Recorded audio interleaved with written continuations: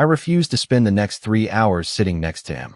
The woman's sharp voice sliced through the quiet hum of the boarding cabin, instantly drawing dozens of curious eyes towards seat 12F. Conversations faded one after another until the only sounds left were the distant whir of the aircraft's air conditioning system and the faint rolling of carry-on suitcases being lifted into overhead bins. Marcus Reed looked up slowly from the worn leather satchel resting on his lap. His expression remained calm, almost unreadable, as if he had heard comments like this before and had long ago learned that answering every insult only gave it more power. He simply offered a polite smile toward the flight attendant standing nearby. The attendant hesitated, caught between company policy and the growing pressure of impatient passengers waiting in the aisle. "Ma'am," she said carefully, "seat 12F is assigned. Is there another concern I can help you with?" The woman folded her arms and glanced at Marcus before looking back at the attendant. "I just don't feel comfortable." She never explained what that meant, but she didn't have to. The silence that followed carried its own uncomfortable message. A man in an expensive navy blazer seated across the aisle leaned forward with a smirk that spread slowly across his face. Richard Collins had spent decades believing he could read people within seconds. Tailored suit, luxury watch, confident handshake. Those were the details that mattered to him. Marcus's faded denim jacket, carefully polished but aging boots, and weathered duffel bag told Richard everything he thought he needed to know. "If she's uncomfortable," Richard said loudly enough for several nearby rows to hear, "maybe the airline should move him instead." A few passengers exchanged uncertain looks. Someone chuckled. Another nodded without saying a word. Phones quietly appeared above tray tables, their cameras angled just enough to capture what seemed like another dramatic moment before takeoff.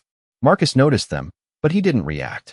Instead, he adjusted the strap of his old satchel and rested one hand gently on top of it, almost protectively.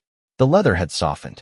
With age, its corners faded from years of careful use. Yet he held it with the kind of respect people usually reserved for priceless family heirlooms. Richard noticed the bag and laughed under his breath. "Whatever's in there must be pretty important," he joked. A couple of nearby passengers laughed with him. Marcus finally spoke, his voice steady and warm. "It is. Nothing more." Just two simple words delivered without anger or embarrassment. Somehow, that quiet confidence only fueled the curiosity spreading through the cabin. The woman still refused to sit. Richard leaned farther into the aisle, convinced he was speaking for everyone around him. "Come on," he said.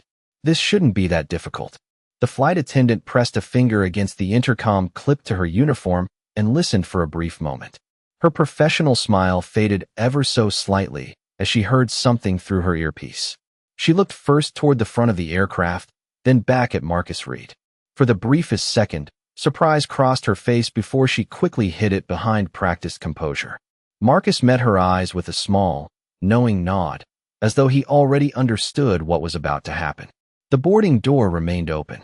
The captain had not yet emerged from the cockpit, and every passenger on that airplane still believed the story was only about the quiet black man sitting alone in seat 12F. The flight attendant forced herself to maintain the calm smile that years of training had taught her, but her eyes continued drifting back toward Marcus Reed as though she had suddenly realized there was something about him that everyone else had completely missed. She took one careful breath before speaking into the small microphone clipped beneath her collar. "Ladies and gentlemen, thank you for your patience during boarding." Her voice remained steady, but the cabin no longer felt ordinary. Curiosity had spread from row 12 to nearly every occupied seat. Marcus quietly folded his boarding pass and slipped it into the inside pocket of his jacket.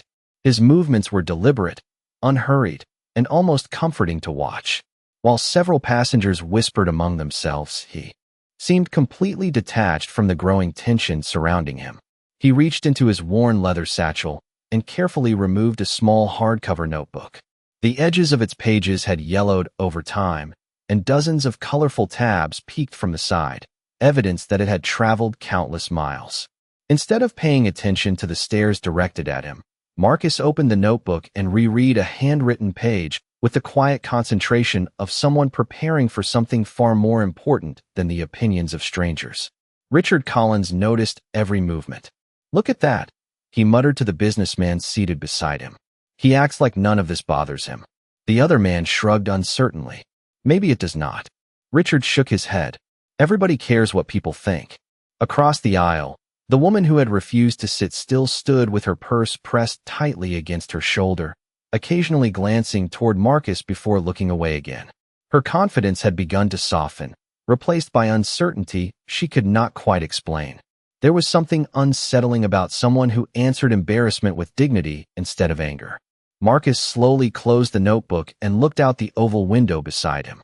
Beyond the glass, the afternoon sun reflected across the runway in long ribbons of gold. A baggage cart rolled past beneath the wing, while ground crew members exchanged hand signals with practiced precision. For a brief moment, the world outside looked peaceful, completely untouched by the assumptions filling the cabin. His thoughts drifted to the reason for this trip. Nearly 15 years had passed since one decision had quietly changed more lives than he could count, yet he had never spoken publicly about it. Recognition had never been the goal. Some moments belonged to the people they helped, not the people who created them. His fingers rested gently on the satchel once more. Inside, protected by a soft cloth sleeve, was an envelope that had remained unopened since arriving at his home 3 weeks earlier. He already knew who had sent it. He simply believed certain moments deserved to happen at the right place and the right time. "Hey!" Soft chime echoed through the aircraft. The boarding process had nearly finished. The lead flight attendant glanced toward the forward galley just as another crew member hurried over and whispered something into her ear. Her eyes widened ever so slightly. She immediately straightened her uniform, nodded respectfully, and looked back toward seat 12F. This time, the expression on her face was not hesitation. It was unmistakable respect. Several nearby passengers noticed the sudden change, but before anyone could ask why, the cockpit door clicked open and measured footsteps began making their way down the aisle. Every conversation inside the cabin stopped as the footsteps drew closer. The sound was unhurried, steady, almost ceremonial against the narrow aisle lined with curious faces. Richard Collins straightened his jacket and instinctively assumed the captain was coming to resolve the growing complaint. Several passengers shared the same expectation. Someone quietly whispered that the airline was finally going to relocate the man in seat 12F so boarding could continue. The woman who had refused to sit lifted her chin with visible relief, believing the awkward moment was about to end in her favor. Instead, the captain walked past every empty seat without slowing down. His polished shoes stopped directly beside Marcus Reed. For a heartbeat, neither man spoke. Marcus rose calmly to his feet, his weathered satchel still resting against the seat cushion. The captain's serious expression softened into genuine warmth. He extended both hands. "Mr. Reed," he said with unmistakable respect, "it is an honor to welcome you aboard." Marcus accepted the handshake with quiet humility. "Thank you, Captain. I appreciate the invitation." The words landed like stones in still water. Confusion spread across the surrounding rows. Richard blinked twice, convinced he had misunderstood what he had just heard. The captain was not correcting Marcus. He was greeting him like a long-expected guest. The lead flight attendant lowered her eyes briefly before smiling with the same respect. "We have been looking forward to having you with us today, sir." Marcus nodded politely. "Thank you for making the arrangements." Richard glanced toward the businessman beside him. "What arrangements?" he whispered. The other man simply shrugged, now just as puzzled as everyone else. The captain turned toward the waiting passengers with calm professionalism. "Ladies and gentlemen, thank you for your patience. Boarding will continue in just a moment." He paused before looking back at Marcus once again. "Everything is ready whenever you are, sir." Marcus reached into his satchel and carefully removed the cream-colored envelope that had remained untouched throughout the flight delay. He ran his thumb gently across the sealed edge before slipping it into the inside pocket of his jacket. "I wanted to wait until I arrived," he said softly. "Some moments deserve the right setting." The captain smiled. "I could not agree more." Around them, dozens of eyes followed every movement. The phones that had been recording embarrassment were now recording mystery. The woman near the aisle slowly lowered her purse. Her earlier certainty had quietly disappeared, replaced by a growing discomfort she could not explain. Richard, however, refused to let go of his assumptions. Wealth and influence had taught him that appearances usually confirmed first impressions, and he struggled to fit this unexpected scene into the story he had already created inside his mind. He leaned toward the captain with a polite smile that barely concealed his curiosity. "Excuse me, Captain. Is Mr. Reed part of the airline?" The captain looked at Richard for only a brief second before answering. "No, sir." Richard nodded confidently, believing the mystery had ended. But then the captain added one more sentence. "He is someone whose actions changed lives in ways that very few people ever will." The words lingered inside the silent cabin far longer than anyone expected. No explanation followed. No names were mentioned. Only quiet respect remained floating through the aircraft as the captain returned toward the cockpit, leaving behind dozens of unanswered questions and one growing realization that everyone who had judged Marcus Reed during the past few minutes might have been looking at the wrong story all along. The cabin doors finally closed with a firm metallic click that echoed softly through the aircraft, yet nobody seemed interested in fastening a seat belt anymore. Every thought remained fixed on the quiet man in seat 12F and the unanswered question hanging over the entire flight. Why had the captain greeted Marcus Reed with such extraordinary respect? Richard Collins folded his arms and leaned back, determined not to let curiosity replace the confidence he had built from a lifetime of judging situations quickly. "There has to be an explanation," he muttered under his breath. "Probably some airline promotion." Even as he said the words, they sounded less convincing than before. Marcus settled comfortably into his seat and looked once more through the window. The late afternoon sunlight painted long bands of amber across the runway, reflecting gently against the wing outside. He had always enjoyed this quiet moment before departure, when the world seemed to pause between destinations. It reminded him that every journey carried a story long before anyone reached the final gate. The flight attendants completed their final safety checks, but each time one of them passed row 12, they acknowledged Marcus with the same respectful nod. None of it was exaggerated. None of it appeared rehearsed. It was the natural recognition people offered someone they genuinely admired. That simple consistency unsettled Richard far more than any dramatic announcement could have. Across the aisle, the woman who had first objected to sitting nearby slowly lowered herself into her assigned seat. She avoided looking directly at Marcus. Yet she found herself stealing brief glances whenever she thought he was not paying attention. Instead of resentment, she saw patience. Instead of pride, she saw a quiet composure. Marcus opened his notebook again. Tucked between its pages was an old photograph with slightly faded edges. It showed a much younger Marcus standing beside several smiling airline employees on an airport ramp beneath a bright blue summer sky. He studied the picture for only a moment before carefully placing it back inside the notebook. The image carried memories that belonged to many families, not only his own. A nearby teenage passenger happened to notice the photograph before Marcus closed the cover. Curiosity replaced amusement on the young man's face. He whispered to his father, who simply shrugged because he had no answers either. The atmosphere inside the cabin had changed completely. Earlier whispers had been filled with judgment. Now they were filled with questions. Even the passengers who had quietly recorded the uncomfortable exchange found themselves lowering their phones, uncertain whether they had misunderstood the story from the very beginning. Then the public address system chimed once more. Instead of the usual departure announcement, the captain's calm voice filled the cabin. "Ladies and gentlemen, thank you for your patience. Before we begin our flight today, there is a very special reason this journey means so much to everyone on our crew. In just a few moments, we will be sharing that story with all of you." A wave of silence swept through every row. Richard slowly uncrossed his arms. The woman beside the window looked toward Marcus with growing uncertainty. Marcus simply closed his notebook, rested both hands gently on the weathered leather satchel, and drew one slow, peaceful breath. He had never asked to become the center of anyone's attention.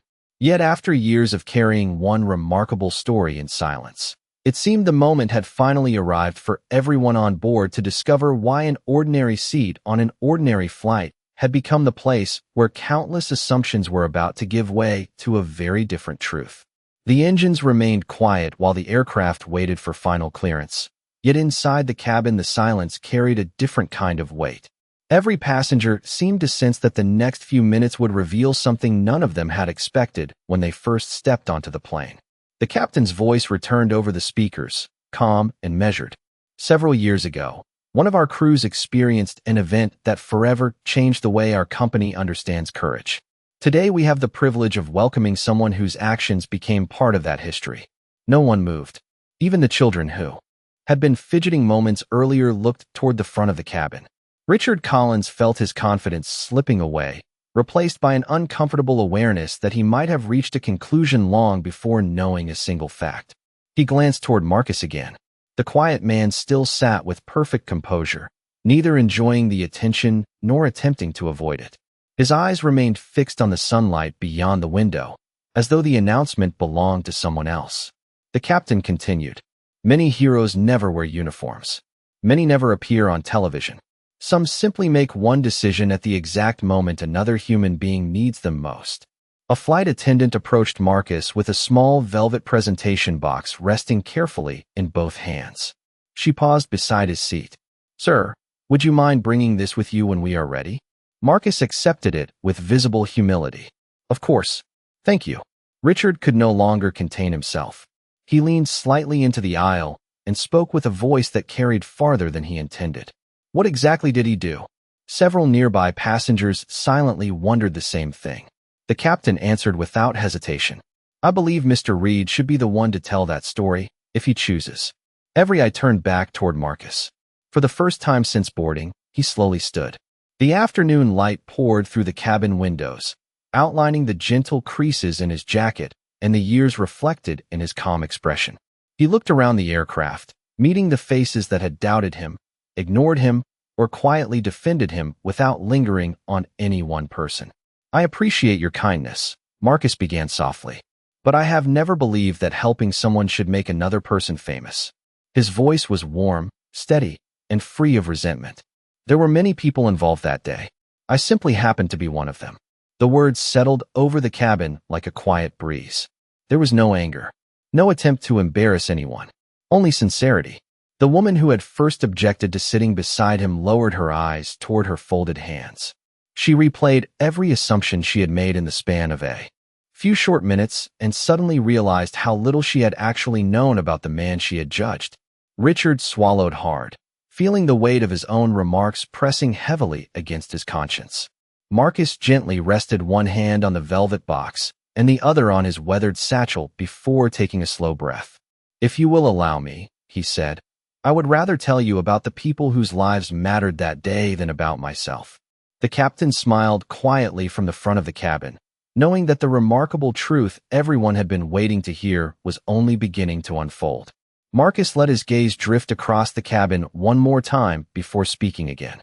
His voice never rose above an ordinary conversation, yet every word carried effortlessly through the rows because no one dared interrupt. 15 years ago, he said quietly, I was not planning to become part of anyone's story. I was simply trying to get home after visiting my mother. The sunlight filtering through the windows softened as a passing cloud covered the afternoon sky, leaving the cabin wrapped in a gentle silver glow. Marcus smiled faintly at the memory. There was a young flight attendant on that trip. She had only been with the airline a few months. She looked nervous before departure, but she kept smiling at every passenger because she believed that was part of taking care of people. Several members of the current crew exchanged glances. They had heard pieces of the story during training, but hearing it from Marcus himself felt entirely different. During that flight, Marcus continued, something unexpected happened. A family became frightened. A little girl began crying because she believed her father would never smile again. People around them became anxious. Nobody knew exactly what to do. Marcus paused, not for dramatic effect, but because some memories deserve patience instead of speed. Sometimes the most important thing you can give another person is not a perfect answer. Sometimes it is simply your willingness to stay beside them. Richard lowered his eyes. Earlier that afternoon, he had been eager to create distance from the man sitting across the aisle. Now he found himself wondering how many opportunities for kindness he had ignored throughout his own life because he had been too busy judging appearances. Marcus rested one hand on the velvet presentation box without opening it. I spoke with the family. I stayed with them until the flight landed. Other passengers joined in. Crew members did far more than I did. We all helped each other remain calm. He deliberately avoided describing himself as the reason everything ended well. Instead, Every sentence gave credit to someone else. The humility in his voice made the story feel even more genuine. The woman who had refused to sit beside him slowly brushed away a tear forming at the corner of her eye. She could no longer remember why she had felt so certain about someone she had never met. Marcus looked toward one of the younger flight attendants standing quietly near the galley. "That little girl eventually grew up," he said. "She wrote me a letter every year. Not because I solved her problems, but because she said someone staying beside her family reminded her that strangers could become neighbors in a single afternoon." A deep stillness settled over the cabin. Even the steady hum of conditioned air seemed softer now. Marcus reached into the inside pocket of his jacket and finally removed the cream-colored envelope that had remained sealed throughout the journey. He held it carefully between both hands, the paper catching a ribbon of sunlight that had just returned through the window. "This letter arrived 3 weeks ago," he said with a warm smile. "I promised myself I would not open it until I was here today, because whatever is inside belongs to everyone who chose compassion over judgment all those years ago." No one spoke. Every passenger watched quietly as Marcus slid one finger beneath the edge of the envelope, preparing to reveal the truth that had connected this ordinary flight to an extraordinary act of quiet humanity. Marcus carefully unfolded the letter, taking his time as though every crease carried years of memories. The paper was thick, its edges slightly textured, and the elegant handwriting across the first page immediately drew the attention of everyone. Close enough to see it. He smiled quietly before beginning to read. "Dear Mr. Reed, 15 years ago you probably believed you were simply comforting a frightened little girl on a difficult flight. You never knew what happened after we landed." Marcus paused for a moment, his eyes softening. "I know now," he whispered almost to himself before continuing. "That little girl was me. My name is Emily Carter, and today I have the privilege of serving as the Director of Passenger Experience for this airline." A ripple of surprise swept through the cabin. Several crew members exchanged emotional smiles, finally understanding why this flight had been arranged with such extraordinary care. Marcus continued reading. "You stayed with my family when fear made everything feel uncertain. You treated my father with dignity when everyone else seemed too overwhelmed to notice him. You spoke to me as though my feelings mattered. I carried that memory through every stage of my life. It became the reason I chose aviation, not because airplanes fascinated me, but because I wanted people to feel the same kindness you gave us that day." Marcus lowered the letter for a brief moment, taking a slow breath before looking toward the front of the aircraft. The captain nodded respectfully, encouraging him to continue. "For years," Marcus read, "I searched for you. Our records from that flight were incomplete, and your name appeared only once on an old passenger manifest. When we finally found you, every member of our leadership agreed that your story deserved to be honored, not because you sought recognition, but because you never did. Today, we invited you aboard so every member of this crew could thank you personally." The lead flight attendant stepped into the aisle with tears quietly gathering in her eyes. "Mr. Reed," she said softly, "Emily asked us to tell you that every new employee at this airline learns your story during orientation. We simply never knew we would have the chance to meet you." Marcus looked genuinely surprised. "I had no idea," he admitted. "I never imagined anyone even remembered that afternoon." "We remember," the captain answered, "because one person's quiet compassion became part of this company's culture." Richard Collins felt his chest tighten. The comments he had made before departure echoed painfully inside his mind. He had mistaken humility for insignificance, worn clothing for lack of character, and silence for weakness. Across the aisle, the woman who had refused to sit beside Marcus gently covered her face with one hand as tears rolled down her cheeks. No one in the cabin looked at Marcus the way they had 20 minutes earlier. They no longer saw an ordinary traveler carrying an old satchel. They saw a man whose greatest achievement had never been wealth, status, or recognition. It had been the simple decision to remain beside strangers when they needed another human being most. Marcus folded the letter carefully and placed it back inside the envelope before resting it once again inside his weathered satchel. He smiled with the same quiet warmth he had shown from the moment he first sat down in seat 12F, proving without saying another word that genuine character never depends on who notices it. For several long seconds, no one spoke. The silence inside the aircraft felt heavier than any announcement that had come before it. It was no longer the silence of uncertainty. It was the silence that follows recognition. Richard Collins slowly stood from his seat, smoothing the front of his jacket almost out of habit before realizing that appearances suddenly felt meaningless. He took one careful step into the aisle and looked directly at Marcus. The confidence that had defined his voice earlier had completely disappeared. "Mr. Reed," he said quietly, "I owe you an apology." Every passenger watched without moving. Richard lowered his head slightly, choosing honesty over pride. "When I first saw you, I believed I already knew who you were. I looked at your clothes, your bag, the seat you were assigned, and I created an entire story that was completely wrong. I encouraged other people to do the same. I am ashamed of that." Marcus met his eyes with the same calm expression he had carried throughout the entire afternoon. There was no satisfaction in his face, no trace of victory, only understanding. Richard continued, his voice growing steadier as he accepted responsibility. "I spent years believing success taught me how to judge people. Today I realized success had actually made me stop seeing them." The woman seated across the aisle slowly stood as well. Tears still glistened in her eyes. "I am sorry too," she whispered. "I asked to be moved before I even knew your name. You never gave me a reason to fear you. The only thing I was reacting to was my own prejudice." Marcus smiled gently, the lines around his eyes softening with quiet compassion. "Thank you," he said. "Apologies matter because they give people a chance to grow. We all make assumptions. The important question is whether we are willing to challenge them once we recognize them." His answer surprised everyone. There was no lecture, no attempt to embarrass anyone who had treated him unfairly. Instead, he offered the very grace that had changed another family's life years before. The captain stepped into the aisle once again, holding the velvet presentation box. "Mr. Reed," he said warmly, "on behalf of every employee of this airline, we would be honored if you accepted this recognition." Marcus carefully opened the box. Inside rested a simple silver medallion engraved with the words, "Compassion creates safe journeys." He looked at it for a long moment before quietly closing the lid again. "I will accept this," he said, "only because it reminds all of us that kindness belongs to everyone. It is not something reserved for extraordinary people. It is something ordinary people choose every single day." A gentle wave of applause spread through the cabin.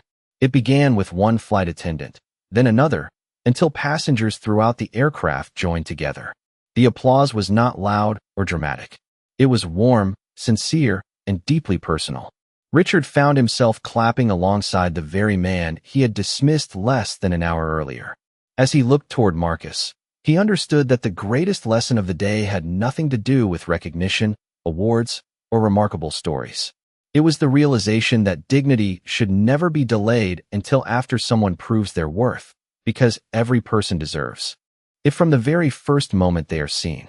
The applause gradually faded into a peaceful stillness as the aircraft finally began to move away from the gate. Outside the windows, the golden light of late afternoon stretched across the runway, turning the polished wing into a mirror that reflected the sky. Inside the cabin, however, something far more meaningful had changed. The distance that had existed between strangers only a short time earlier had quietly disappeared. Richard Collins remained standing for another moment before returning to his seat. This time, instead of looking out the window or reaching for his phone, he turned toward Marcus with genuine respect. "When we land," he said softly, "I would like to buy you a cup of coffee, if you would allow me. Not because of what you have done, but because I would like the chance to know the person I should have taken the time to know from the beginning." Marcus smiled warmly. "I would like that very much." It was a simple exchange, yet everyone nearby understood its importance. Respect had replaced assumption. Conversation had replaced judgment. The woman across the aisle leaned toward Marcus with an expression filled with gratitude. "Thank you for accepting my apology," she said. "I will remember today for the rest of my life." Marcus nodded gently. "So will I.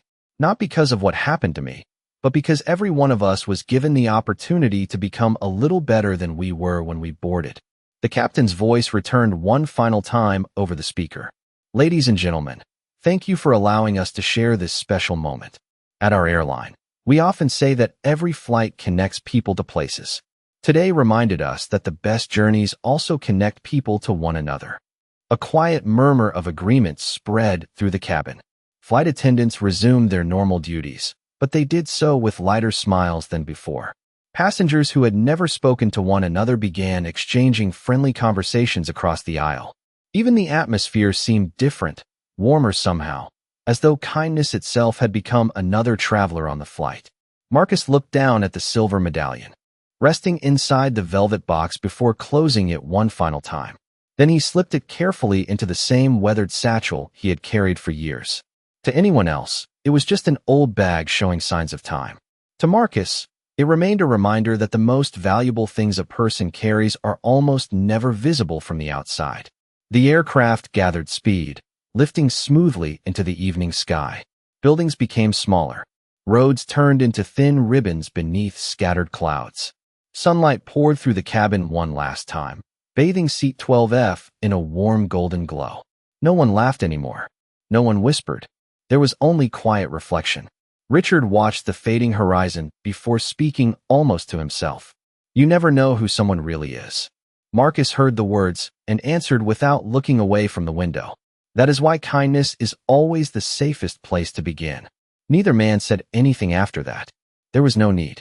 The steady sound of the engines filled the silence as the airplane climbed above the clouds, carrying with it a group of strangers who had boarded the same flight but would never see another human being in quite the same way again. And long after the wheels had left the ground, the lesson remained behind in every heart on board, gentle as sunlight, quiet as the open sky, and lasting far longer than the journey itself.